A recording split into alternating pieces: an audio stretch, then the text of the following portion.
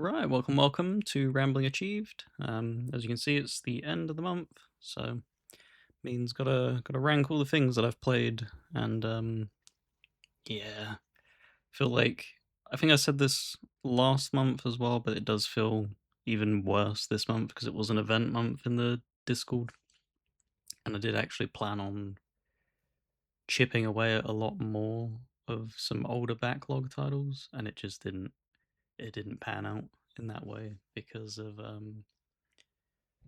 one game in particular. I'm actually going to tab over to it so you can see the time played over on the Elgato. Let me just. There we go. So 3 days, 10 hours, and 19 minutes in Crimson Desert so far. Just have been absolutely hooked on it.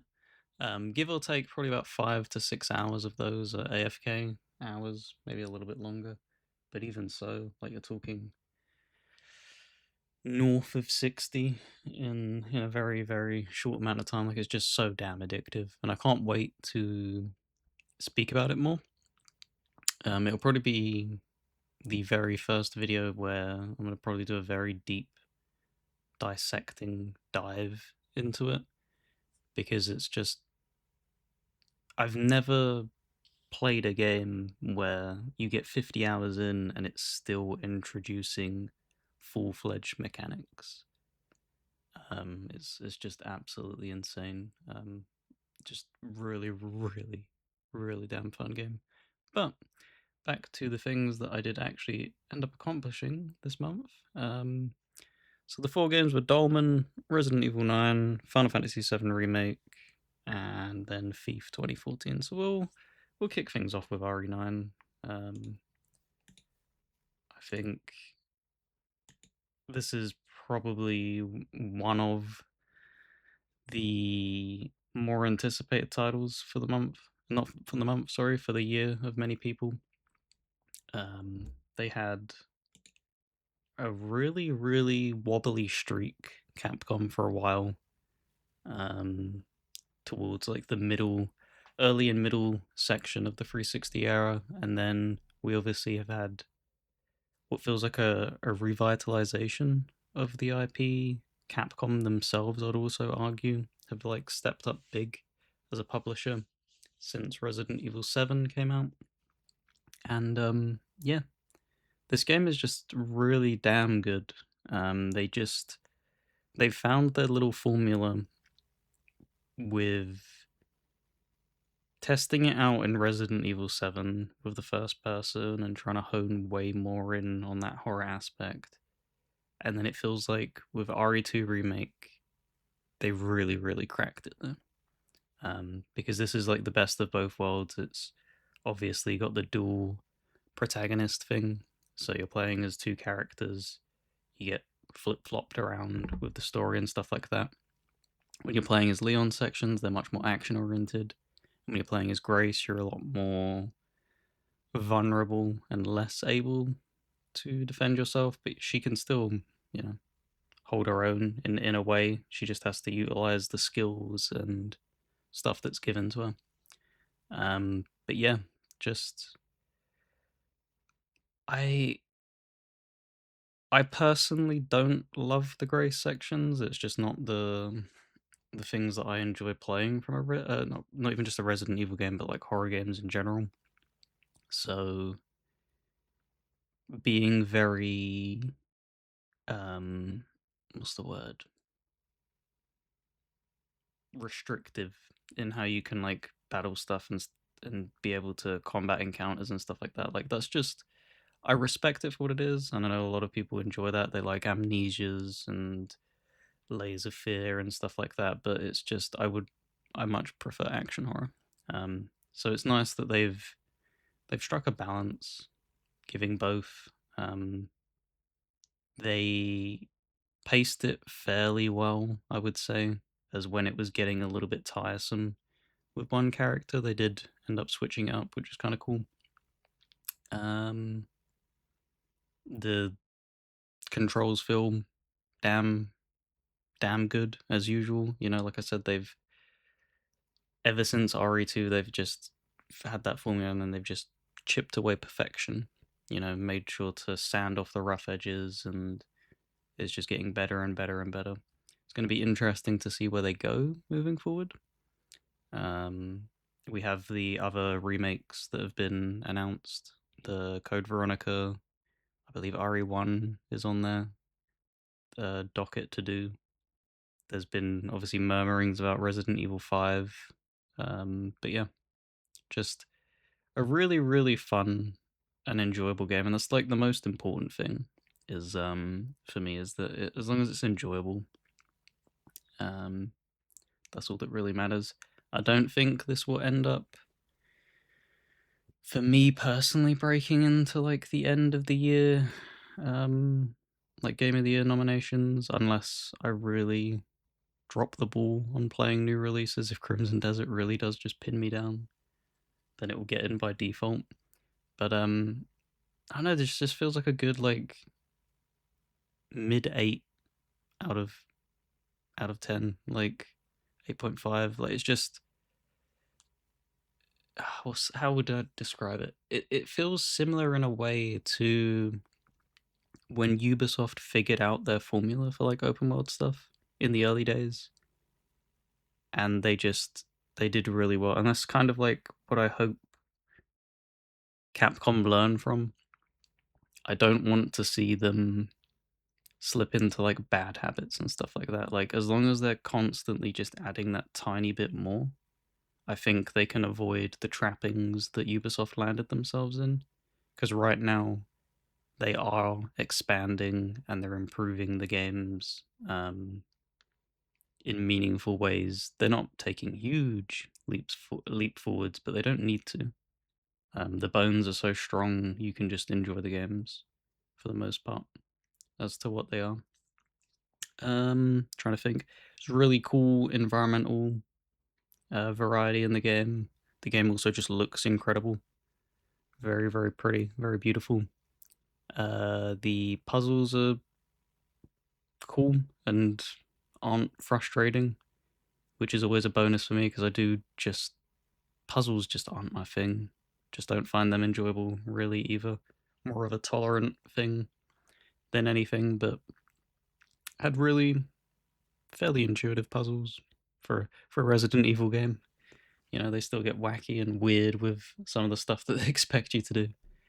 But yeah, just really fun, really interesting to obviously revisit Raccoon City, which was cool.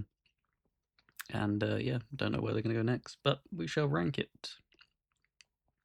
Shall rank it now.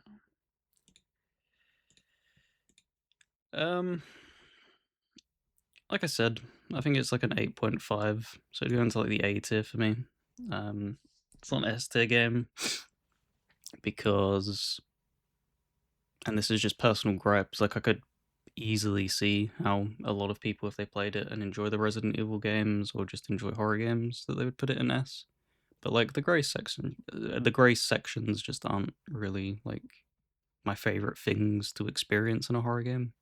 I'm very much more the Leon sections, Dead Space, that kind of like. I like just being able to interact with the things that are chasing me down rather than running and hiding for the most part. But yeah, really solid stuff. Capcom's gonna have a really good year. It feels like they've done the RE9. That Monster Hunter Stories 3 came out. I think there's meant to be a Monster Hunter Wilds expansion as well. They've probably had a few other things. I think there was a Mega Man thing that dropped on Xbox lately. I don't know if that was available on other platforms, but yeah, they're doing really well. Capcom's hammering out releases at a really rapid pace, and that's kind of what you need to do in this day and age. Much like the big free consoles that you can't really have droughts anymore. You need to be putting something out constantly and constantly selling stuff. So, thankfully, Resident Evil Requiem is a very worthwhile experience, and fairly lengthy as well. I saw people we it happens every time. It feels like whenever there's a new Resident Evil game, people do their little speed run and then post up that they beat it in a very short amount of time, and then people run gospel with that as if it's the normal amount that you would like. Oh, I'm not gonna pay 70 for a 2 hour game, and it's just like you're not gonna beat the game in 2 hours in your first playthrough. What's wrong with you? So it was a fairly chunky thing. I think it was double digits, um, but it didn't feel exhausting to play, which was nice. So yeah, that is that. Let me make sure to write down the so it's 10:40. Save me a little bit of time with the timestamps, and then we'll go on to Thief 2014. Oh boy. Really, really sad news before I talk about the game is that I believe Eidos just had a mass layoff. And this is the team that made this game. I think they had like 124 employees get made redundant yesterday as of the recording date, which was kind of very unfortunate. They are a very, very talented developer. I love their Deus Ex games. I enjoyed what little I played of the Guardians of the Galaxy game. But Thief 2014, this reboot of a classic stealth series really did nothing for me. This was meant to be the title that kicked me off on the spring cleaning event, which is what we were running on the Discord, which was basically targeted at the game needed to be 10 years older, 10 years or more older, sorry. It couldn't be a remake, it was allowed to be a remaster. And I chose to opt for this as the starter, and then I was going to do I was looking at doing several other games, Darksiders 2, I believe, and quite a few more. And it just, once I got to the end of this game, it left such a sour taste in my mouth. I didn't have a desire to roll the dice on any more things. It's really, really unfortunate because I enjoy stealth games a lot. I love the atmosphere. I love the world that this is placed in. Like, it's a really cool, interesting world that they've sat and crafted. I like the aesthetic of it. The opening chapters were really fun. Like the footage here, when it's set in the city and stuff like that. Like, you have some really cool interactions with that, and it feels enjoyable to lurk around, skulking in the shadows, breaking into people's houses, and taking their loot. And then probably say about a third of the way through the game, maybe halfway, the quality plummets. I felt like the quality of the levels began to really start to drop, and then it started getting really, really obsessed with trying to interject like horror into the game, and it didn't fit. I felt you're like, up until this point you've sat you're very vulnerable. You can't defend yourself really if you're spotted.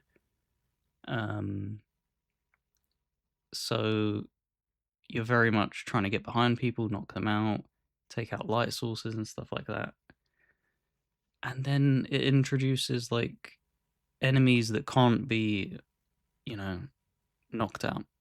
And that's always like a big pet peeve of mine. Like, I enjoy also, I think I'm just this makes me sound like an aggressive person, because I was like, I don't like being vulnerable in horror games. I don't like being vulnerable in stealth games either. I really enjoy aggressive stealth. I enjoy like the Splinter Cells of the world, the newer entries in the Splinter Cell games, where you can be very, very aggressive, but it's still stealthy. And you can kind of somewhat flirt with that in ways in the early game, but you very much can't do that towards the end game. And the levels became feeling kind of nonsensical. the plot was just really bad. Garrett as a character really isn't all that interesting. I'd even go as hard as saying he's unlikable. He presents himself as almost like a really straining to want to be Batman so bad, but isn't doesn't have the qualities of a Batman. His qualities are as close as those knockoff action figures that you find in like thrift stores and stuff like that. Batfellow is probably as close as he gets to Batman. Um, but yeah, just it didn't really do much for me. And what's interesting is when I sat here thinking about what I wanted to say about the game, I kind of drew a comparison with Crimson Desert and Dragon's Dogma 2. I think in a world where Dishonored doesn't exist, this game might have been looked at a little bit more fondly. And in the same way that now we have Crimson Desert, I think it's going to be very tough for people to appreciate Dragon's Dogma 2 a little bit more if they hadn't gotten around to trying it, and then they go and try Crimson Desert first, for instance, because it just does what Dragon's Dogma sets out to do, but better. And in the same way with this, like Dishonored just eats this game alive, unfortunately. So yeah, it's just really unfortunate. It's a series that I know is very well regarded on PC. The original games, I know they had like a very big following, and I don't think I'm unique in kind of not particularly enjoying this game. I think a lot of people were disappointed that this was what they got as like a reboot and stuff like that. The Xbox One generation definitely felt like a lot of IPs were trying to hit that reset button. You had obviously the Tomb Raider reboot as well, which was also under the Square Enix umbrella, which this was as well. Um, yeah, this just didn't land for me at all, unfortunately. I just didn't enjoy it in the end. I had a few bugs as well, which also when you're kind of struggling to enjoy a game and then it starts hitting with bugs on top of that, it further sours the experience because it's already painted in a negative light. And then that just kind of puts the nail in the coffin, unfortunately. So can't really recommend it, unfortunately.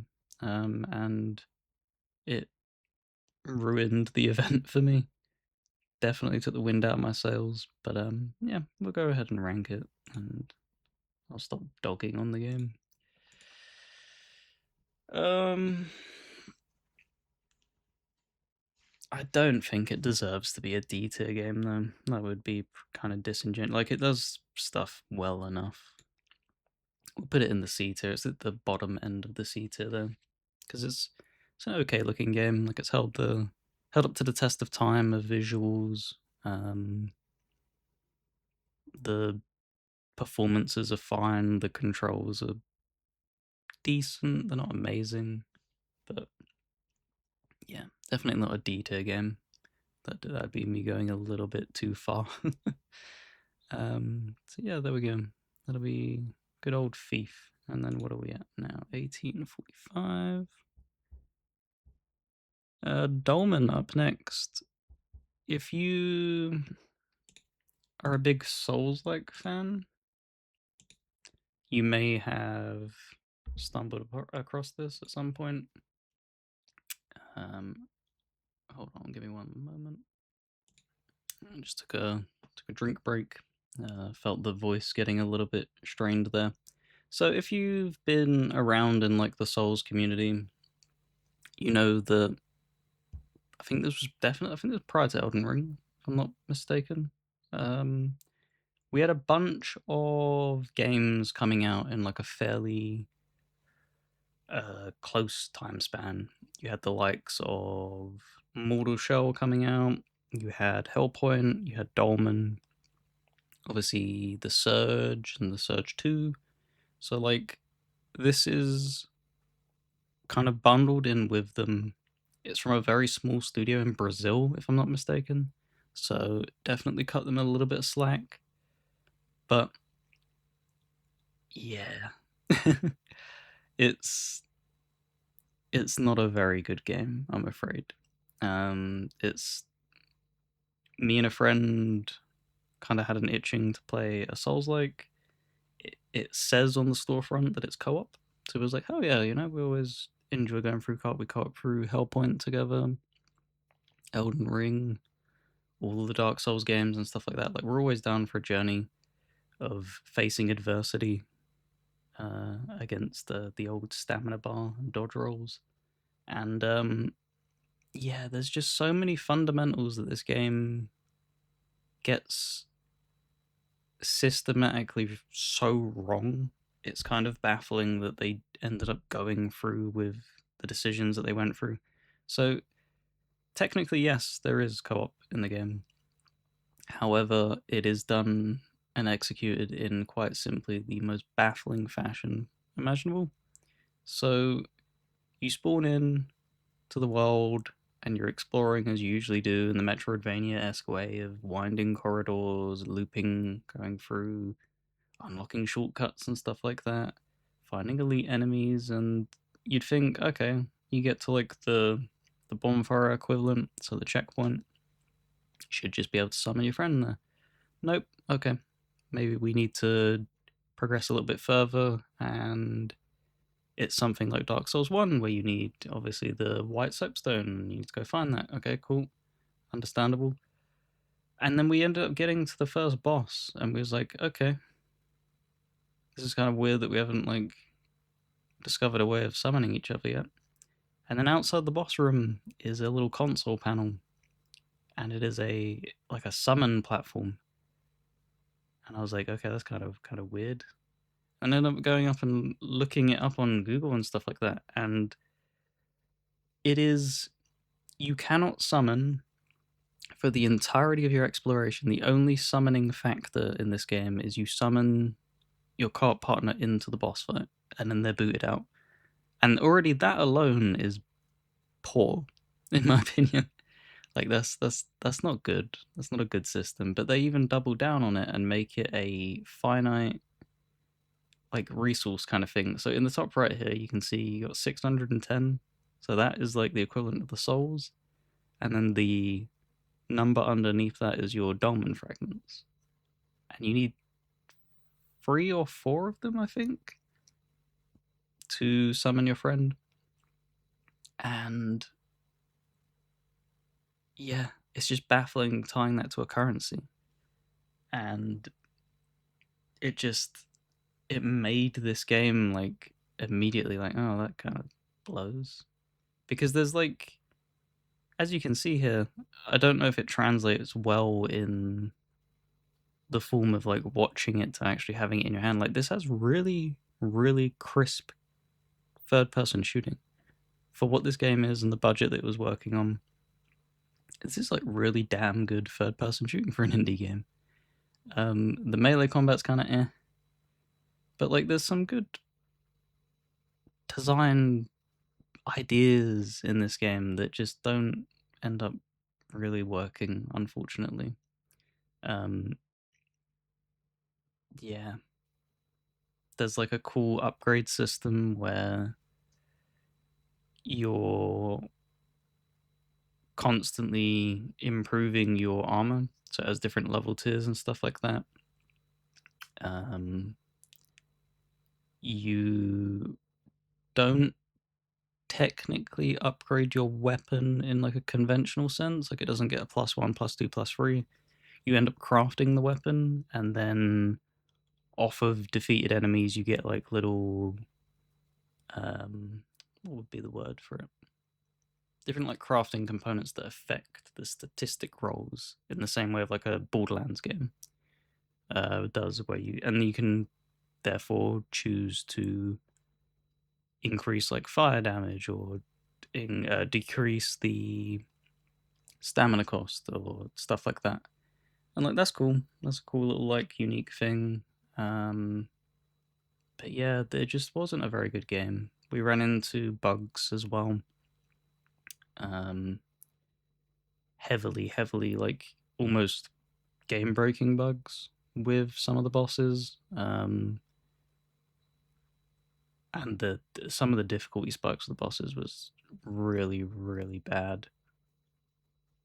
But we love the genre of itself. I think I said it in the Discord. Like, this will always be a genre that even if it's like criminally bad, I will probably always enjoy it to some degree, because we end up 100%ing it, both of us. And it's because I just enjoy the genre so much that even for its shortcomings and terrible design, I just enjoy the core concept of what a Souls-like is. I can just sit there and enjoy it. I don't really get frustrated. I know a lot of people, you have like videos of people raging out, smashing controllers and stuff like that. Never really gets to me like that. Like, multiplayer games also never really got to me in that kind of way either. Maybe it's the way I like self-analyze, because I remember when we played Siege a lot, you'd have like heated moments in that game with people that you played with, and people really enjoy blaming teammates, whereas I was always the one to blame myself more than anything. You know, what could I have done better in that situation? What, you know, if we ever come up into that scenario again, what can I do differently and stuff like that? It's just a different perspective, I guess. But yeah, it's obviously become a genre that's huge, absolutely huge now. So everybody's like taking a crack at it. Yeah, this is it's cool with this, because I don't know what else they made. I don't even know if they're still about. If this was their first game, and that is the case, yeah, props to you, man. That's because it's a good beginning. I unfortunately don't think it did all that well, so I don't think you'll see any more of it. Because I don't think anybody's gonna care about getting a very, very minor spot. They even like sequel bait at the end of the game, and it's like, you're sequel baiting Dolmen. Like, what are we doing? So that was kind of funny. But yeah, good old Dolmen. If you've been around in the Souls community, I think people have very much taken the piss out of Dolmen enough. Dolmen can go in D, I'm afraid. D for Dolmen. It is not a very good game, even though I 100%ed it, and I'm fairly happy with it. It's not a very good game. When I even think of like the Souls likes that I've played, it is rock bottom. So it has to be at the bottom with the D, I'm afraid, for Dolmen. So there we go. So 28 minutes for the next timestamp. Making decent progress here. Alrighty, here we go. Final Fantasy VII Remake. So, has been out on PlayStation for many, many, many a year now, I believe. 2019, I think it was. Might be wrong with that, but I know it's been like at least 5 years that this thing's been out. Obviously dropped on PC. Finally arrived on Xbox in January, I believe, along with a Switch release, which is awesome. You know, Final Fantasy VII should really be everywhere. And yeah, kind of mixed. Kind of ended up feeling mixed by the end of this journey. I think it's really impressive, obviously translating what the original 1997 game looked like, 1998, whenever it was, and then making it look like this, recreating all these iconic areas and stuff like that. Like, yeah, that's cool. Making Cloud feel like he has a little bit more personality. He still feels kind of two-dimensional in the beginning. It takes a very, very long time for him to begin warming up a little bit. The combat's fun. I actually enjoy the combat a lot more than Final Fantasy 16. I don't know if many feel that way. I kind of like the rooted aspect of it. I like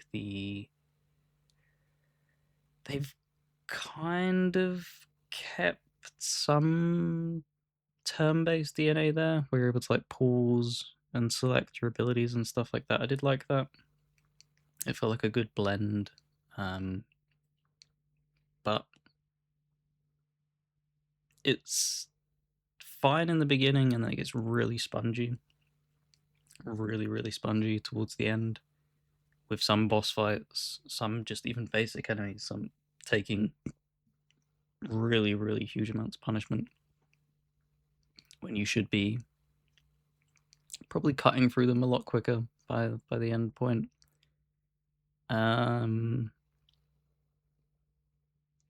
Pacing issues.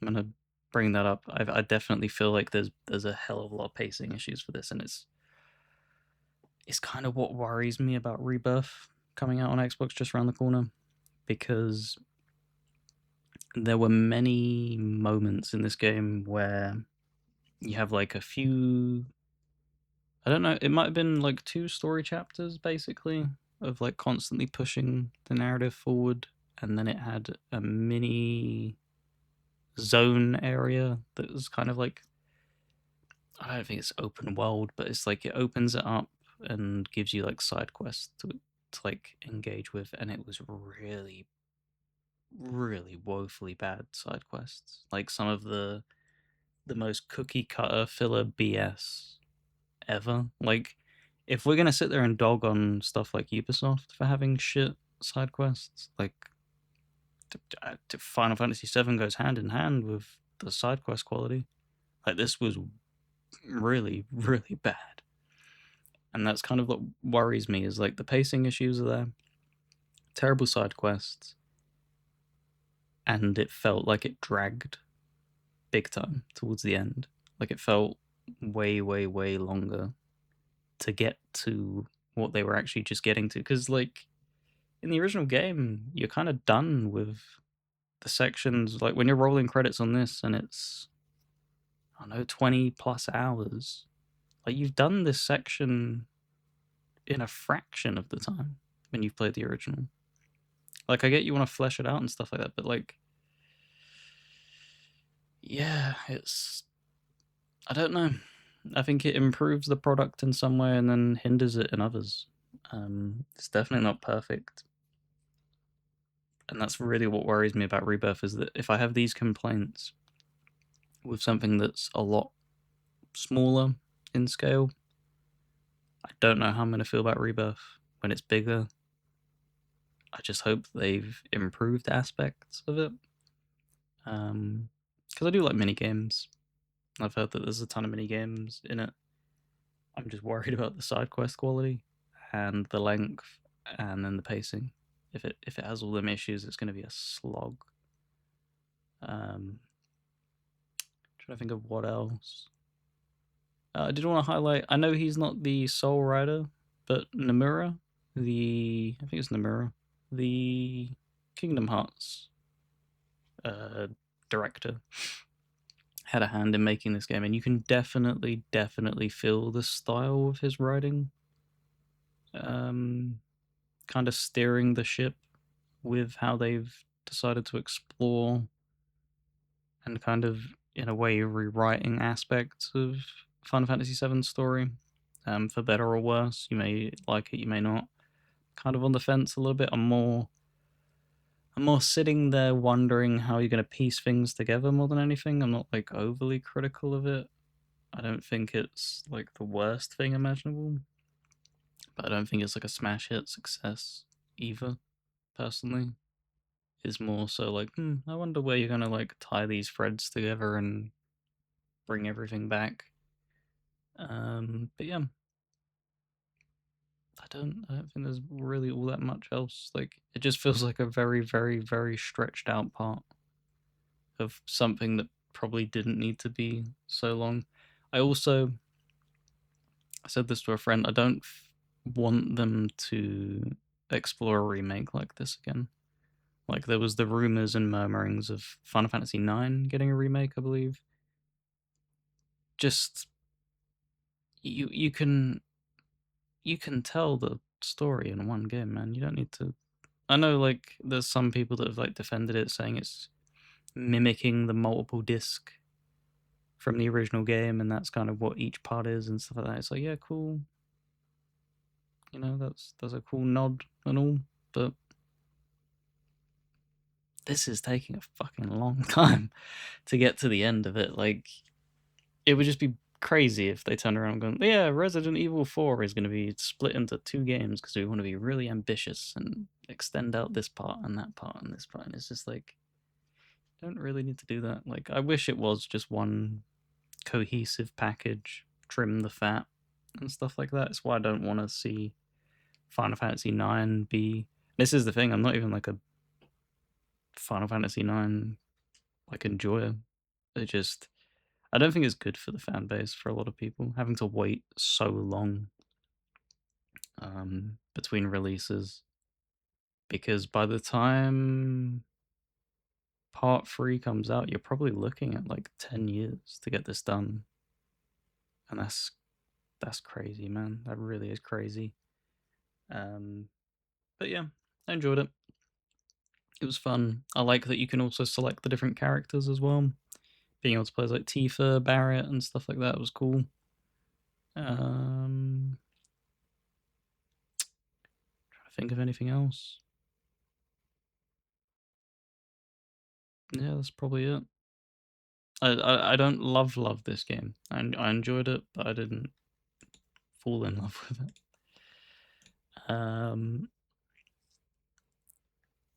Funnily enough, I think is gonna take that B spot. We're gonna go A, B, C, D. Didn't play any S tier games.